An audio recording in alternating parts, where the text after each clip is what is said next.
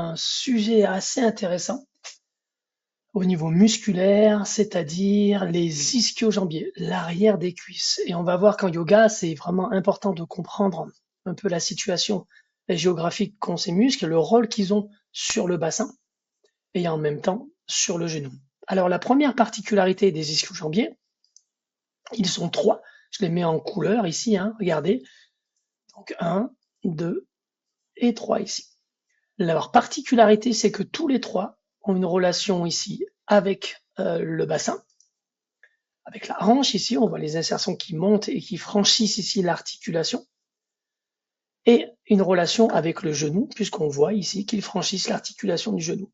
Donc de manière générale, de manière vraiment globale, on va dire que au niveau du rôle qu'ils ont, ils sont surtout extenseurs de hanche et fléchisseurs du genou. Voilà vraiment les deux rôles qu'ils ont principaux au niveau de leur insertion par rapport au reste du corps. Donc on voit de profil ici, la relation ici avec le bassin, la relation ici avec le genou. On va revenir un peu en arrière et on va essayer d'aller voir un peu le mouvement. Donc on voit bien ce mouvement ici d'extension de la hanche, hop, extension. Alors il n'est pas tout seul, hein, je précise, quand on se cible comme ça sur un muscle, c'est impossible d'isoler un muscle du corps et de le faire travailler uniquement tout seul, quasiment on va dire. Donc là on voit bien, on le verra plus tard, que le grand fessier a un grand rôle d'extenseur, bien entendu. On va voir un autre rôle, donc, comme je vous le précisais, et oui, il est forcément, de par ses insertions, fléchisseur du genou. Alors là, c'est vraiment intéressant parce que vous voyez, on voit bien ici l'insertion en bas du bassin, d'accord, et les insertions au niveau du genou. Là, c'est la tête du péroné. Et on voit ça de l'autre côté, l'insertion interne. Sans trop rentrer dans les détails, c'est vraiment déjà comprendre son rôle global et l'influence qu'il va avoir sur nos postures en yoga.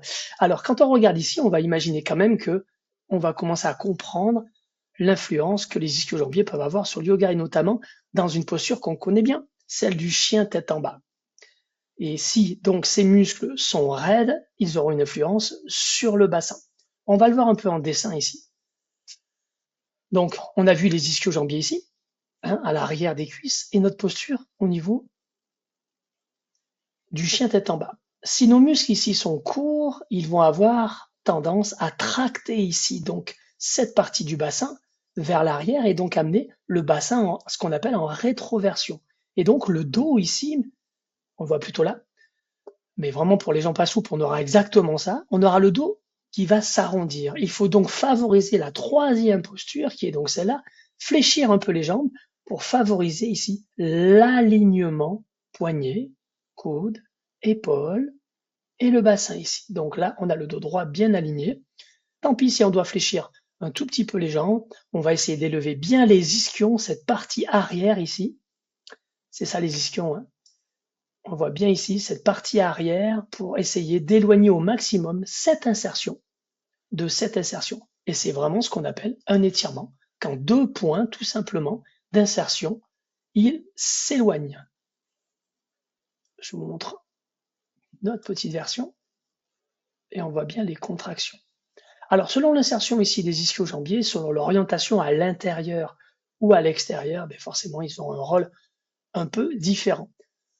Sur le Blanding Calais-Germain ici, donc anatomie du mouvement, on a l'action des ischio-jambiers. Donc, on voit bien si l'os iliaque est fixe, donc c'est l'os de la hanche, il entraîne le fémur en extension. Donc ça, c'est ce qu'on appelle une extension dans le plan sagittal, c'est-à-dire antéro-postérieur, de devant vers l'arrière. Il est aussi, si l'externe entraîne le genou, en rotation externe. Si le membre inférieur est fixe, il entraîne le bassin en rétroversion du bassin. Les deux jambes entraînent le genou les deux internes, pardon, excusez-moi, au niveau ischio-jambier, donc les deux internes, celui-ci et celui-ci, entraînent, j'ai perdu ma page, entraînent ici donc le genou en rotation interne ici. On voit bien ici, je vous remontre les insertions, le bassin ici les insertions ici, on franchit l'articulation du genou, on franchit l'articulation ici de la hanche. Donc voilà un peu sur les ischio-jambiers pardon, qu'il faut comprendre. Et ça va nous aider aussi à comprendre une autre posture. Alors j'ai choisi de placer une autre posture pour bien mettre en exergue la compréhension des ischio-jambiers par rapport à la posture de Dandasana, c'est-à-dire la posture du bâton. En image, c'est donc celle-là. Posture assise, les jambes sont tendues et le dos est droit. En tout cas, on essaye. Et c'est vraiment important de comprendre cette posture pour pouvoir l'adapter aux gens.